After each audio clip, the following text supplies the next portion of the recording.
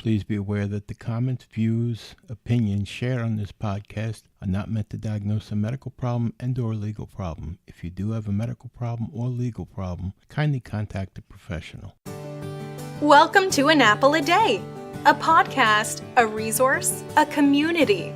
Share your experiences and learn from others as we overcome barriers and learn to live a happy, healthy life with a disability. Welcome to the community. Here's your host, Jimmy Apple.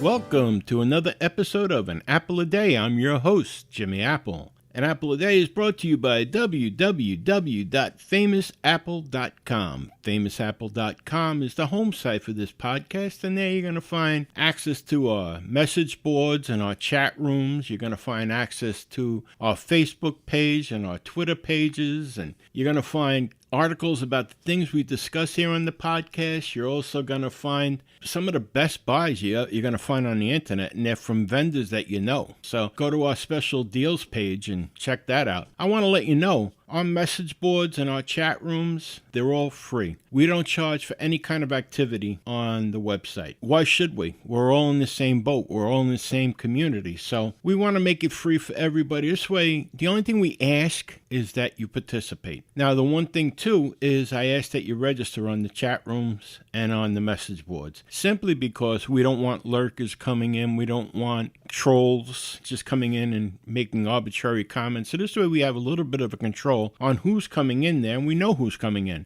Go over there, check that out. It's pretty cool, actually. And now we do have something new coming up, and it's called the Equipment Exchange page. And there, if you have an old wheelchair or crutches that you don't use anymore, you don't need anymore, you can put them up there for sale, or you can offer them for free to somebody in our community. And the same thing, if you have a need for something, you can put an ad on this page also. It doesn't cost anything for the ads, and it's a win-win situation. The person that's putting the equipment up that they want to sell, they make a couple of bucks. The person that buys it, they're saving a couple of bucks instead of buying it from a supply shop. That's something there for the community. I hope it takes hold. I really do. But the only thing is, I'm going to tell you this right now, you cannot sell, cannot request medication, any kind of prescriptions, over-the-counter, prescription medication, nothing like that. Just hard equipment, durable medical equipment, as they call it. And also, if you had things for a room, like a TV or radio, stuff like that, something to make a sick person's room happier.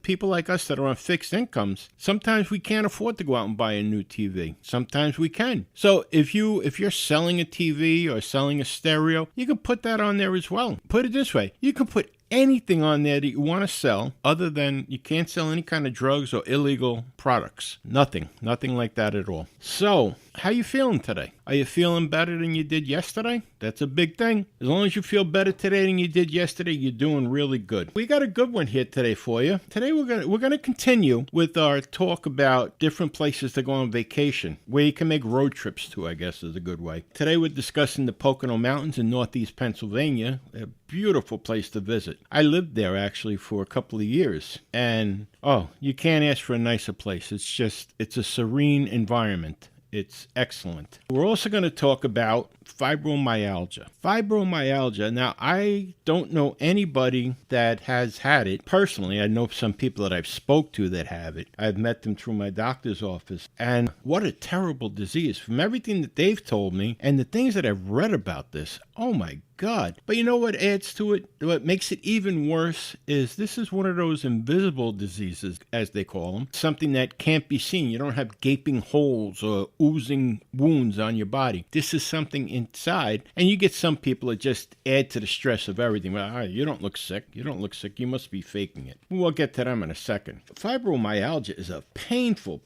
disease from what I'm told and from what I've read. The onset of it usually comes in middle age. I got a thing here that I want to read you. It's from Wikipedia on fibromyalgia. Fibromyalgia is a medical condition characterized by chronic, widespread pain and heightened pain response to pressure. Other symptoms include tiredness to a degree that normal activities are affected, sleep problems, and trouble with memory. Some people also report restless leg syndrome, bowel and bladder problems, numbness and tingling, and sensitivity to noise, lights, and temperature. Fibromyalgia is frequently associated with depression, anxiety, and post-traumatic stress disorder. Other types of chronic pain are also frequently present. The cause of fibromyalgia is unknown. However, it is believed to involve a combination of genetic and environmental factors, with half the risk being attributed to each. The condition runs in families, and many genes are believed to be involved. Environmental factors include psychological stress, trauma, and certain infections. The pain appears to be the result of a process in the central nervous system, and the condition is referred to as central sensitivity syndrome. Fibromyalgia is recognized as a disorder by the U.S. National Institutes of Health and the American College of Rheumatology. There is no specific diagnostic test. Diagnosis involves first ruling out other potential causes and verifying that a set number of symptoms are present. The treatment for fibromyalgia can be difficult. Recommendations often include getting enough sleep, exercising regularly, eating a healthy diet. Cognitive behavioral therapy may also be helpful. The medications duloxetine, milnacipran,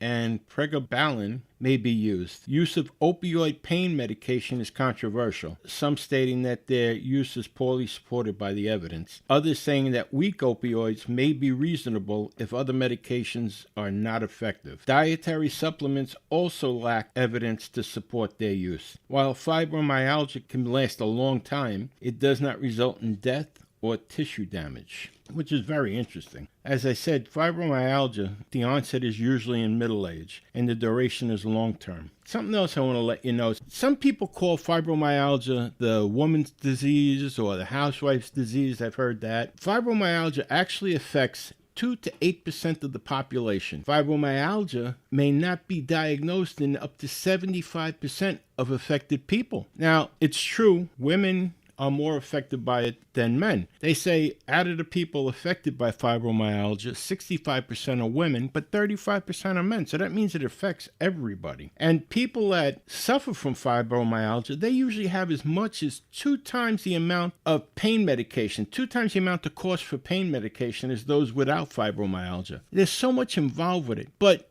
they do say the exercise and the nutrition aspect. You might want to ask your doctor if they can arrange for you to see a nutritionalist, and hopefully your insurance would cover it. Going to a nutritionalist isn't bad as what some people make it out to be. You go to them, they have your diagnosis, and that's what they're going to work with. And you're going to eat healthy. You'll probably lose a couple of pounds here and there, and hopefully it'll make you feel a little bit better. As far as the exercises go, I wouldn't rush out and get a membership at a gym and start pumping iron. I would talk to my doctor. Maybe even physical therapy might help, where you work with a professional who knows what to do, how to manipulate your body. Just rushing out and starting pumping iron and running at all, you could do a lot more damage than good doing something like that. It's always better to have a professional on board. Now, the only thing I can liken this fibromyalgia to, and it's probably worse, like I said, I've never had it, but I liken it to peripheral neuropathy. That's a disease that you get from diabetes. It affects your limbs. It gives you that pins and needles, that numbness.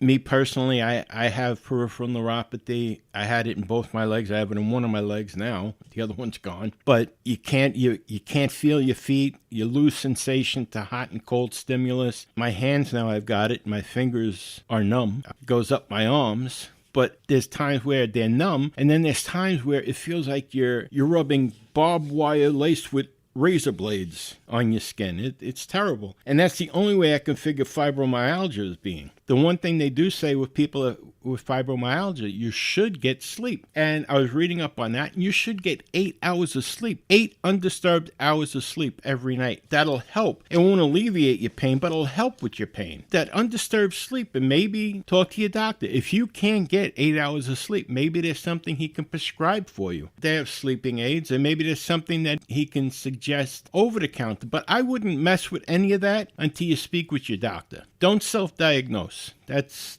a big no-no. Don't self-diagnose. But talk to your doctor and see if there's something that he can give you or something he can suggest you do to get a better night's sleep. And if you can only sleep 4 hours a night, then explain to him that's a problem. you should be able to get the 8 hours of sleep that you need, and you'll feel 100% better. And that's just not for people with fibromyalgia. That's for anybody. If you can get 8 hours of sleep at night, you're miles ahead. You're way ahead in the race, because that's going to help with any other kind of sickness or disease that you have. Now, the other thing that bothers me here is fibromyalgia, like peripheral neuropathy, like heart disease, like COPD, like lung disease, artery disease, anything like that.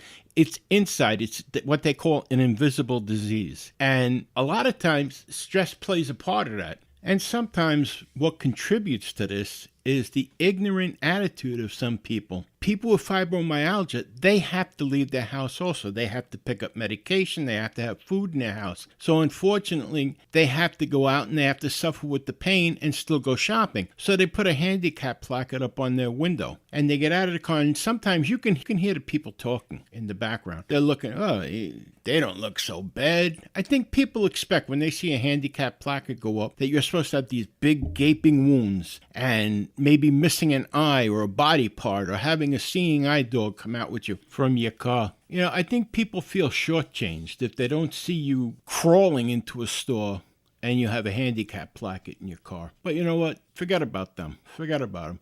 I think the worst thing that I ever heard, though, was this moron, this ignorant moron tell me that, well, if the pain is so bad, why are they going to the store? Well, because they have to get their prescription medication, they have to eat, they have to survive just like everybody else. And their answer was, well, if they don't feel that good, that they need a handicap placard, why don't they have their food and stuff delivered? Do you know how much it costs you to have food delivered? And put it this way, I'm talking about me now. I'm not like these other people. I can't have somebody deliver something to me if I can't tip the guy, okay? And it always costs you more to have stuff delivered. People that are handicapped are living on a fixed income. I don't know what's so hard about that to understand with some people, but like I said, I'm leaving them go to the side. I just can't. That just gets me aggravated, and I don't want to make you aggravated. But anyway, you look at fibromyalgia, and it's very similar to peripheral neuropathy. The only thing is the fibromyalgia doesn't do any harm to your tissues or anything, and it doesn't end in death. That's the difference with peripheral neuropathy. It does do damage to your tissue. It does do damage to your arteries, and unfortunately, there's always an end. But, in the meantime, you can find different ways to kind of make the pain feel a little bit less. Like me, I have the peripheral neuropathy. I have the pains in my arms and my hands. I use this stuff called BioFreeze, and I put it on my joints, my wrist, my knuckles, my ankle, my knee, my calf. I guess it's like a modern day Bengay or something like that. It doesn't smell that bad, but it does. It loosens up my joints a little bit. I also use warm wraps on my hands, the moist warm wraps, and that works a bit for me. It's not a miracle cure or anything. I've heard people say that the cold wraps work better for them. To each his own. You have to find out what works best for you. And that's the same thing for even the people that are suffering from fibromyalgia. You don't have to suffer in silence. What I'm trying to say is you can look for ways to ease some of the pain. Try the warm wraps or the cold wraps. Speak to your doctor. See what he would recommend. Maybe something over the counter. And it'll be less expensive than having to buy prescription stuff. Even if you can't get to the doctor and the pain's that bad, check with the pharmacist. The pharmacist might be able to recommend something for you. But check with somebody. Don't just go off on your own and start trying things. Check with a pharmacist, check with a doctor. Like I've always said, you are responsible for your health, and you're also responsible for your comfort. And there's no reason for you to suffer if there's something you can do to alleviate it. Now, one other thing I want to bring up is about the getting 8 hours of rest. By getting 8 hours of rest, I mean 8 hours of sleep. That doesn't mean just sit around all day for 8 hours, 10 hours, and do nothing. You got to move around. The more you move around, the less pain you're going to have. I'm sure if you ask your doctor about it, he'll tell you. I know for me, with the peripheral neuropathy, the more I do with my hands right now, because I'm in the wheelchair, but the more I do with my hands, maybe it's because I'm not focusing on it. I'm focusing on doing something else. But the less pain I have in my hands, really. The only time that I start getting the really heavy pain is when I'm sitting there doing nothing, just watching TV. I start noticing the pain more. I guess you're more in tune to it because you're not doing something else. But again, look for ways that you can alleviate your pain. And here's another thing. A doctor told me this a while back. When you go to bed at night, number one, you shouldn't have a TV in your bedroom. When you go to bed, your room should be dark. If you lay in bed longer than 10 minutes and not being able to fall asleep, get up, go for a walk out to the kitchen or the living room, get a drink of water, go back and try again. You shouldn't be awake in your bed more than 10 minutes. You should be able to fall asleep. So that's just a tip. A doctor told me that, and I find it works. So when I go into bed, if I'm there for more than 10 minutes, I'm getting up, getting back in the chair and going out to the kitchen, getting a glass of water or something. That's just a little tip. Now, I just want to remind you, before you start any kind of new regimen or stop doing something or want to try something new, always check with your doctor first. All right? Don't do anything new. Don't start any kind of regimen without checking with your doctor first. Listen, we have a lot more of the show left. Stay with us. We're going to take a quick 30-second break. Okay? I'll see you on the other side. An Apple a Day is brought to you by www.famousapple.com. FamousApple.com is the home site for this podcast. There you're going to find articles about the topics we discuss. You're going to find our connections to our Facebook page. And you're even going to find connections to our private chat board. So take a minute, go over, visit www.famousapple.com. But please wait till the end of this podcast. Don't run out on me now. Let's get back to the discussion.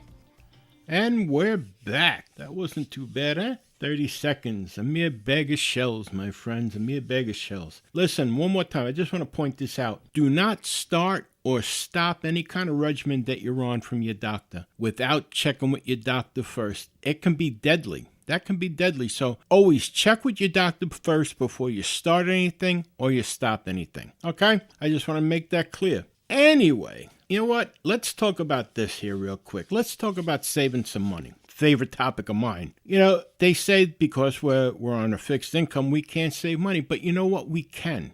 After a while, you get down, you actually get into a groove with your money. You know, you're making a lot less than what you were making when you were working, but you find a way to get by. Well, now that you've got that down, you can find a way to put away some money. Now, I'm not talking about a lot of money because we don't have a lot of money to put away. But if you can take, say, $10 a month out of your disability check and put that to the side, take it out in cash, put it in an envelope, put it in your drawer or something like that. But take $10 out. If you can take more than 10, take more than 10. But make it a minimum. Whatever you feel comfortable with, whether it's 10, 20, 25, whatever you feel comfortable with. But remember, you got to take it out every month and put it to the side. And after a year, you look at the money, you can have yourself $240, $250, and it's better than nothing. It's better than nothing, especially come the end of the year when the holidays come around, or God forbid you have some kind of emergency that has to be dealt with. At least you have some money on the side, something in reserve. That's just a thought.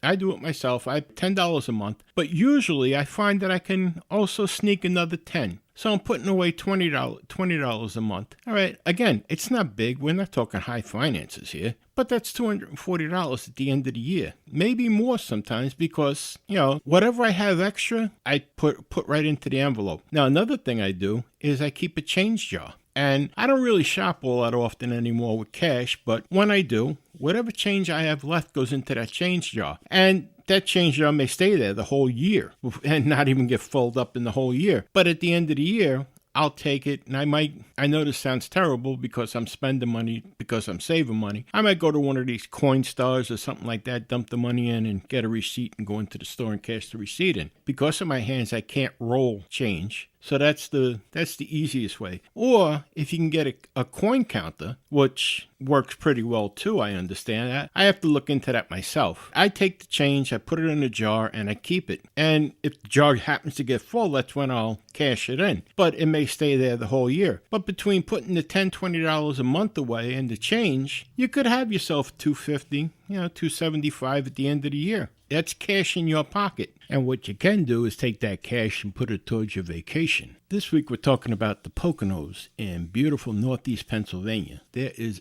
everything to do in the Poconos. Everything from swimming to gambling. You have water parks. You have Great Wolf Lodge. You have Camelback Beach. You have skiing. You have ice skating. You have fishing. You have casinos. you'd have it all. Everything is right there in the Poconos for you. And here's the good thing. Everything, just about everything is handicap accessible. Now, if you're going to plan a vacation to the Poconos, I got a couple of addresses and phone numbers here for you. And you'd want to write these down, okay? The first one is for the Pocono Mountain Vacation Bureau. Their phone number is 1-800-POCONOS, POCONOS, or 1-800-762-6667. That's the Pocono Mountains Vacation Bureau. There you can get information on everything that the Poconos has to offer. Also, there's a website. It's the PoconoMountains.com. That's PoconoMountains.com. There you can order all kinds of brochures. You'll get discount tickets to different attractions. Check out that website. Enter the information that they want. They'll mail it right to you. But there's so much to do. If you like fishing, there's fishing galore and all handicap accessible. All of the main lakes have handicap piers for you to go out and fish on. You have Tobyhanna State Park. You have Gouldsboro State Park. Both have lakes there's no motorboats on them, but there's rowboats, or you can bring your own rowboat. They both have handicap piers. You have Lake Wallenpaupack up a little bit more, and that's a huge lake, and that you're allowed to bring motorboats, cabin cruisers, you name it on it. There's ice skating in the winter. There's, like I said, swimming, beach swimming, pool swimming, water resorts. You have Great Wolf Lodge, and you have Camel Beach open year-round. There's so much to do in the Poconos. So call 1-800-POCONOS. That's 1-800-762-6667. Or you can check out the website Pocono Mountains. That's POCONOMOUNTAINS.com. And just see what they have to offer there. One thing I will tell you about, Mount Airy Lodge used to be the diamond in the Poconos for honeymoons. Now, not only is it a wonderful, beautiful resort, it's also a magnificent casino. So that's something you might want to put on your list to check out. All right. Well, thank you very much for stopping by this week. We'll have more for you next week on vacation spots. Listen for the Slice of the Apple podcast on Monday. And I'll talk to you then. Have a great weekend. And always remember, things can always be worse. There's people out there striving for what you got right now. So it can always be worse. Okay? Take care, my friends. Thanks again for stopping by. My name is Jimmy Apple, and I'll talk to you again next week.